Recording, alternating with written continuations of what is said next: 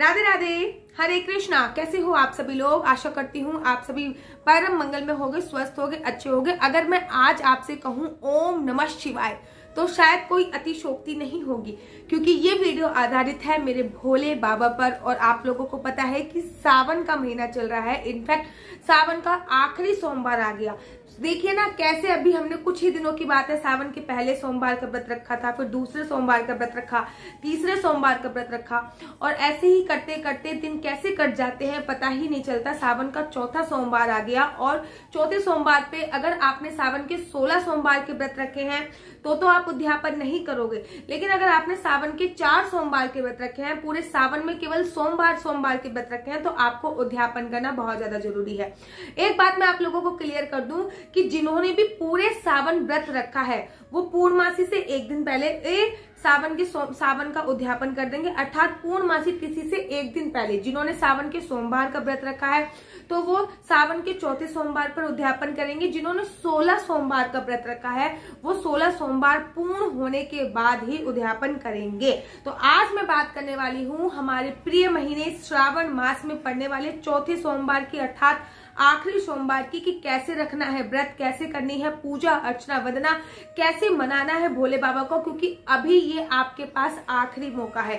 सावन का आखिरी सोमवार है। अभी तक आपने अगर चारों सोमवार के व्रत नहीं रख पाए या फिर किसी भी कारणवश सोमवार के व्रत नहीं रख पाए हैं, तब भी भोले बाबा की विशेष कृपा इस सावन के सोमवार में, जाते जाते श्रावण मास में आप लोगों पर विशेष होनी चाहिए। इसीलिए मैं ये वीडियो बना रही हूँ। और सावन के सोमवार जिन्होंने भी रखे हैं उनको सावन के सोमवार के व्रत का उद्यापन कैसे करना है बिल्कुल सरल तरीका बताऊंगी। आप लोगों को पता है कि मेरी वीडियो के माध्यम से बहुत ज्यादा खिचड़ पिचड़ नहीं होती है।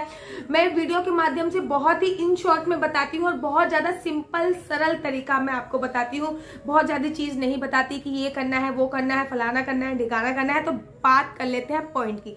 अगर आपने सावन के 16 सोमवार के व्रत रखे हैं तो आपको उद्यापन करने की कोई आवश्यकता नहीं है। जैसा व्रत चल रहा है आपको उद्यापन करने की कोई भी आवश्यकता नहीं है। जैसा व्रत चल रहा है वैसे ही चलता रहेगा। अगर आपने पूरे सोमवार के, पूरे ही श्रावण मास के व्रत रखे हैं, जैसे कि श्रावण मास के 30 दिन के जो एक व्रत होते हैं वो आपने पूरे महीने के, पूरे मास के व्रत रखे हैं, तो पूर्णमासी से एक दिन पहले, अर्थात पूर्णमासी 11 तारीख की है तो आपको 10 तारीख को व्रत का समापन करना है और उसका उद्यापन भी आपको ठीक वैसे ही करना है जैसे कि सावन के सोमवार का व्रत का उद्यापन करना चाहिए। ठीक इसी प्रकार से अगर आपने सावन के सोमवार के व्रत रखे हैं तो कहते हैं कि बिना संकल्प लिए कोई भी व्रत पूर्ण नहीं होता है। ठीक इसी प्रकार बिना उद्यापन करे कोई भी व्रत को इनकम्प्लीट माना जाता है, पूर्णतः नहीं माना जाता, पूर्ण नहीं माना जाता। अब आप कहोगे कि दीदी अगले साल तो हमें फिर दोबारा से सावन के सोमवार के व्रत रखने हैं तो हम क्यों उद्यापन करें? देखिए हर साल की विधि अलग होती है। आपने एक साल का गैप हो जाएगा, आपने इस साल के सावन के सोमवार के व्रत रख लिए, अगले साल आप दोबारा से संकल्प लीजिएगा, दोबारा से करिएगा, लेकिन इस साल आपने जो संकल्प लिया है उस संकल्प के अनुसार आपको सावन के सोमवार के व्रत का उद्यापन करना बहुत ज्यादा जरूरी है। तभी आपको सावन के संपूर्ण मास का फल मिल पाएगा। तो आप जैसे उठते हो, जैसे कि सुबह आप प्रातः मुहूर्त में उठना है, वो आपको उठना ही उठना है, गंगा जल डाल के आपको स्नान करना ही करना है। उसके बाद अपने पूरे घर पे गंगा जल छिड़कना ही छिड़कना है। आपको इस दिन सफेद वस्त्र धारण करने हैं। मेक श्योर अगर आप शादीशुदा हो तो उस पर लाल रंग का दुपट्टा ले सकते हो या फिर पीले वस्त्र भी धारण कर सकते हो, लेकिन जो भगवान शिव को प्रिय है वो सफेद वस्त्र प्रिय है इस दिन, तो सफेद वस्त्र धारण कर सकते हो। लेकिन कहते हैं ना कि जो मैरिड वुमेन होती है, जो शादीशुदा महिला होती है, वो सफेद वस्त्र धारण नहीं करती, तो उसमें आप उसमें आप लाल रंग की या पीले रंग की चुन्नी ले सकते हो। मेक श्योर आपको काले, नीले, भूरे रंग के कपड़े इस दिन नहीं पहनने हैं, इस बात का आपको विशेष ध्यान रखना है। गंगा जल डालकर ही आपको इस दिन नहाना है और कोई ऑप्शन नहीं। जैसे कि मैं हमेशा ऑप्शन बताती हूँ कि गंगा जल ना हो तो ये डाल सकते हैं, लेकिन इस दिन आपको केवल गंगा जल ही डालना है। हाँ, गंगा जल का सेकंड ऑप्शन ये हो सकता है कि अगर गंगा जल घर पे अवेलेबल नहीं है आप, तो आप दूध या दही डाल के भी स्नान कर सकते हो, लेकिन मेक श्योर आप खाली पानी से स्नान नहीं करना है। आपको स्वच्छ आदि वस्त्र पहन के 16 श्रृंगार करिए, कोशिश कीजिए, क्योंकि 16 श्रृंगार आपको इसलिए करना है क्योंकि सावन में वैसे ही 16 श्रृंगार का अपना एक विशेष महत्व होता है। और आपको पहले तो अपने घर के मंदिर में पूजा अर्चना वंदना करनी है। जैसे भी आप पूजा अर्चना वंदना करते हुए आए हो, मैं आपको बताऊंगी नहीं कि आपको कैसे पूजा अर्चना वंदना करनी है। उसके बाद जाना है आपको मंदिर, और मंदिर में शिवलिंग पर आपको पंचामृत से अभिषेक अवश्य करना है। अगर आपने पूरे सावन किया है तब तो और अच्छी बात है। अगर आपने पूरे सावन नहीं किया तो इस वाले सावन में, इस वाले सोमवार पे आपको अभिषेक अवश्य करना है। आपको भांग धतूरा ये जरूर चढ़ाना है। आपको बेलपत्र अवश्य चढ़ाने हैं। बेलपत्र चढ़ाते वक्त एक बात का ध्यान रखिए, कहते हैं कि जिन्होंने पूरे सावन एक भी बेलपत्र ना चढ़ाया हो, अगर वो सावन के आखिरी सोमवार पे अगर 30 बेलपत्र चढ़ा देते हैं तो उनको पूरे सावन बेलपत्र चढ़ाने का फल प्राप्त होता है। अगर 30 नहीं चढ़ा पाते तो सावन में 4 सोमवार आते हैं तो आप कम से कम 4 बेलपत्र तो अवश्य चढ़ाइए। बेलपत्र चढ़ाते वक्त इस बात का जरूर ध्यान रखना है कि बेलपत्र हमेशा उल्टा चढ़ाया जाता है, कभी भी सीधा नहीं चढ़ाया जाता। बेलपत्र चढ़ाते वक्त इस बात का विशेष ध्यान रखना है कि बेलपत्र चढ़ा के आपकी जो भी कामना होती है वो बेलपत्र द्वारा पूरी कर ली जाती है। अर्थात जैसे कि आपको भगवान की भक्ति चाहिए तो बेलपत्र पर आपको हनुमान लिखकर या फिर राम लिखकर उल्टा चढ़ाना है। आपको पैसे की थोड़ी सी कमी है, आर्थिक स्थिति थोड़ी सी अच्छी नहीं है तो आपको श्री लिखकर बेलपत्र पे चढ़ाना है। आपको घर में संतान उत्पन्न नहीं हो रही है तो आपको लड्डू गोपाल या फिर लाला लिखकर बेलपत्र पे चढ़ाना है। तो जो भी आपकी मनोकामना होगी वो लिखकर बेलपत्र पे आपको चढ़ा देना है। अगर आपकी कोई मनोकामना नहीं है या बहुत सारी मनोकामना है तो बेलपत्र को खाली चढ़ा दीजिए उल्टा, और बेलपत्र चढ़ाने के बाद अपना हाथ कुछ मान लीजिए, ये शिवलिंग है, अपना हाथ कुछ इस पे ऐसे रखिए और आंखें बंद करके अपनी जो भी मनोकामना है वो पूरी मांग लीजिए। बेलपत्र चढ़ाने के तत्पश्चात आपको जैसी भी पूजा अर्चना वंदना करनी है वो पूजा अर्चना वंदना करनी है। साथ ही के साथ आपको आज तो गठबंधन करना ही करना पड़ेगा।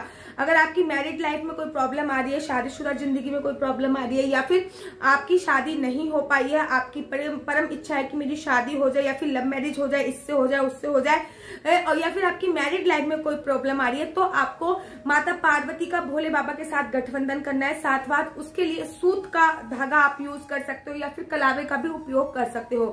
आपको इस दिन जो उद्यापन करना है वो शाम के वक्त ही करना है, इस बात का ध्यान देना है। सुबह उद्यापन नहीं होता, ये मैं केवल सुबह की पूजा बता रही हूँ। शाम को प्रदोष काल में ही पूजा होगी। उद्यापन की जो पूजा होती है वो शाम को प्रदोष काल में होती है। जैसे कि एकादशी की पूजा होती है वो सुबह होती है, ठीक उसी प्रकार से भगवान शिव की जो पूजा होती है वो प्रदोष काल में अर्थात शाम के समय होती है, गोधूली वेला में, जब सूर्य अस्त हो रहा होता है और हल्का सा निकला होता है, हल्का सा ढह रहा होता है। तो जो गोधूली वेला होती है, प्रदोष काल जो होता है, उसमें अगर हम भगवान शिव की पूजा अर्चना वंदना करते हैं तो परम परम परम परम सौभाग्य की बात होती है। लेकिन अभी मैं सुबह की पूजा की बात बता रही हूँ, फिर मैं आपको शाम की पूजा की बात बताऊंगी।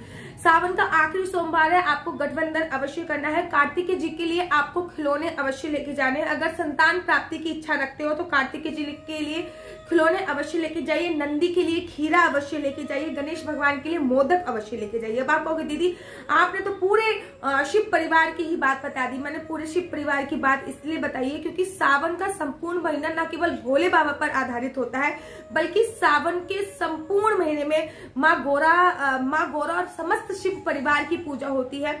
तो भाई पूरे शिव परिवार की पूजा कर रहे हो तो उद्यापन के लिए आप पूरे शिव परिवार को आमंत्रित करोगे और उनके विभिन्न प्रकार के गिफ्ट इत्यादि आप उनको दोगे ही दोगे। ये तो हो गई सुबह की पूजा। सुबह की पूजा अर्चना वंदना करने के बाद आपको शाम को घर आना है। अगर आपने सावन में हरी हरी चूड़ियां पहनी हुई है तो एक सिंगारा पूरा तैयार कीजिए जिसमें माता पार्वती की आप साड़ी भी रख सकते हो, चुन्नी रख सकते हो, ब्लाउज का पीस रख सकते हो, हरी हरी चूड़ियां रख सकते हो, सिंगार का सामान इत्यादि रख सकते हो। साथ में भोले बाबा के लिए आप पीले रंग का कपड़ा रख सकते हो। अगर पीले रंग का कपड़ा नहीं है तो जनेऊ जरूर रखिए। जनेऊ तो जरूर ही होना चाहिए। आप चांदी का त्रिशूल रख सकते हो, चांदी का ना हो तो कांसे का त्रिशूल रख सकते हो, आप कांसे का ना हो तो पीतल का त्रिशूल रख सकते हो। अब आप बहुत सारे लोग कहेंगे दीदी प्लास्टिक का, तो प्लीज प्लास्टिक का नहीं चलेगा। ये मैं शाम की पूजा की बात बता रही हूँ। जब आपको व्रत का उद्यापन करना है मैं तब की बात बता रही हूँ। और इस दिन आपको उद्यापन के लिए बनानी है खीर। अर्थात अगर आपने मीठे से भी व्रत रखे हैं तब भी आपको खीर बनानी है और नमक से भी व्रत रखे हैं तब भी आपको खीर ही बनानी है। और मैं आपको एक चीज क्लियर कर दूं कि सावन का जो सोमवार है वो एकादशी वाले दिन पड़ रहा है। तो आप बड़े कंफ्यूज हो जाओगे दीदी खीर कैसे बनाए, क्या करें। तो आपको जो पंचमेवा होती है उनकी खीर बनानी है, अर्थात या ड्राई फ्रूट्स की खीर बनानी है। आपको मखाने की खीर बना सकते हैं और खीर बनाने के बाद आपको उसको मंदिर में लेके जाना है और जो आपने श्रृंगार का सामान और भोले बाबा के श्रृंगार का सामान और माता पार्वती के श्रृंगार का सामान इकट्ठा किया है और उसमें खीर रखकर उसमें खीर रख के सबसे पहले भोले बाबा की शिवलिंग से स्पर्श करना है और उसके तत्पश्चात उसमें कुछ दक्षिणा रखने के बाद वो आपको किसी ब्राह्मण को दान दे देनी है। आप किसी ब्राह्मण को दे सकते हो, ब्राह्मणी को भी दे सकते हो, आप अपनी श्रद्धा अनुसार ये तीर्थ दीजिए। साथ में ब्राह्मण से ये जरूर पूछ लीजिए कि आपको किस चीज की आवश्यकता है। अगर उनको चप्पल की आवश्यकता है तो आप उनको चप्पल अवश्य और अवश्य दीजिए। आप चाहो तो उनको कपड़े भी दे सकते हो, लेकिन चप्पल दान करने का अपना एक विशेष महत्व होता है। उसके बाद आपको भोले बाबा पे अगर शाम को आपको अभिषेक करने दे तो भोले बाबा को शाम को अभिषेक अवश्य कीजिए, और जिस विधान से आपने सुबह पूजा करी थी ठीक उसी विधान से आपको शाम को पूजा करनी है। घर पे आने के तत्पश्चात आपको कम से कम 5 लोगों को वो खीर अवश्य बांटनी है, चाहे वो गरीब भी हो सकते हैं, चाहे वो कन्या भी हो सकती है, चाहे वो लांगुर भी हो सकते हैं। जरूरी नहीं कि कन्या को ही खिलाया जाए, आप आदमी को भी, औरत को भी, किसी को भी खिला सकते हैं, क्योंकि भोले बाबा के व्रत में ऐसा कुछ नहीं होता कि जैसे कि माँ लक्ष्मी का व्रत होता है तो इसमें कंपलसरी होता है कि शादीशुदा महिलाएं को कराया जाए, माता वैष्णो का व्रत होता है तो इसमें कुंवारी कन्या छोटी छोटी, लेकिन भोले बाबा का व्रत है, आप किसी को भी खिला सकते हैं। हाँ, इनफैक्ट अगर आप गौ परिवार को खिलाते हो तो सबसे ज्यादा सर्वोत्तम होएगा। मेरे कहने पे एक काम कीजिए, जो आपने खीर बनाई है, एक तो आपने पंडित जी को भोग लगा दिया, ठीक है, भोग लगाने के बाद पंडित जी को दे दी है। सेकंड आप कीजिए कि 5 पत्तल तैयार कर लीजिए, उन 5 पत्तलों में खीर डालिए थोड़ी थोड़ी करके, और खीर डालने के बाद आपको गौशाला में या फिर 5 गायों को तलाश करना है। गाय या सांड भी ले सकते हो आप, गाय का पूरा परिवार ले सकते हो, सांड, बछड़ा, बछड़ी, कोई भी लेते हो, और उन 5 गायों को खीर खिलाइए। उसके बाद खुद खीर का पान कीजिए, पूरे परिवार को खीर का पान पिलाइए, खीर का पान कराइए, और भोले बाबा से क्षमा याचना वंदना अवश्य मांगिए कि हमने बड़ी श्रद्धा अनुसार आपके सावन के सोमवार के व्रत करे हैं। अगर हमसे कोई भूल चूक हो गई हो तो कृपया करके हमें माफ कीजिएगा। इस दिन भगवान हरि का भी दिन है, अर्थात भगवान हरि को भी आप खीर का भोग लगाइए, और एकादशी का भी व्रत होगा आपका, सावन के सोमवार के साथ साथ एकादशी का भी व्रत है।